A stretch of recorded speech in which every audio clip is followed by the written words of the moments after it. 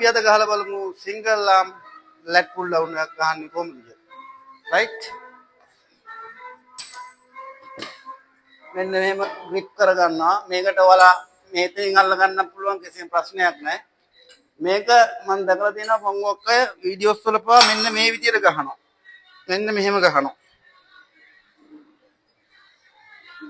මේ විදිහට ගහපුවාම ඔයාගේ ලැට්සිමන් හරියට ફોකස් වෙන්නේ නැහැ. ඒක නිසා අපි මේක ගහන්නේ ලැට්සිමන් මසල් එකට බැක් එකේ තියෙන විශාලම මසල් එක. ඒක නිසා අපි මේක හොඳට ස්ට්‍රෙච් කරලා හොඳට මසල් එක ફોකස් කරලා ගහන්න ඕනේ හරියටම තැනට. ඒක නිසා මෙන්න මේ විදිහට ගහන්න. හොඳට grip කරගත්තා. ඔයාගේ low back එක මෙහෙම රවුන්ඩ් කරගන්න එපා. හොඳට low back එක මෙතනින් හෝල්ඩ් වෙන්න ඕනේ. low back එක හොඳට හෝල්ඩ් කරලා ඔයාගේ ස්ටර්ම් එක හොඳට උස්ස ගන්න. පපුව හොඳට උස්ස ගත්තා. ඔයාගේ ආම් එක පේන්න ඕනේ ෆ්‍රන්ටල් බෝන් එක ගෙලින් නෙමෙයි ඔයාගේ කන ගෙලින්. මෙන්න මේ කනේ පැත්තට දාන්න. ලැට්සිමන් හොඳට ફોකස් කරන්න හොඳට එළියට දාන්න.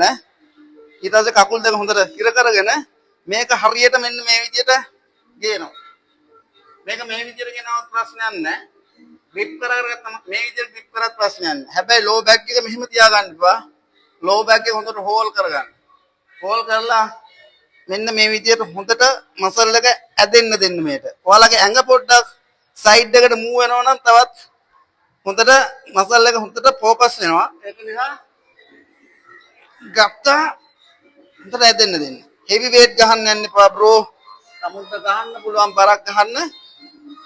මෙන්න මේ විදිය. මෙන්න මේක තමයි හරිම සිංගල් ආම් ලැට් පුල් ඩවුන්. මේක යතරම අදින්න යන්නත් එපා වැඩක් නැහැ.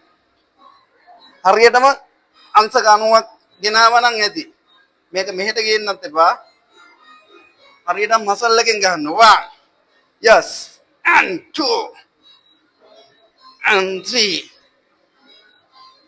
ගහලා බලන්න හරියටම මසල් එකට මාසයක් මෙන්න මේ විදිහට කරොත් වාගේ ලස්සන V shape එකක් හදා ගන්න පුළුවන්. ජය වේවා.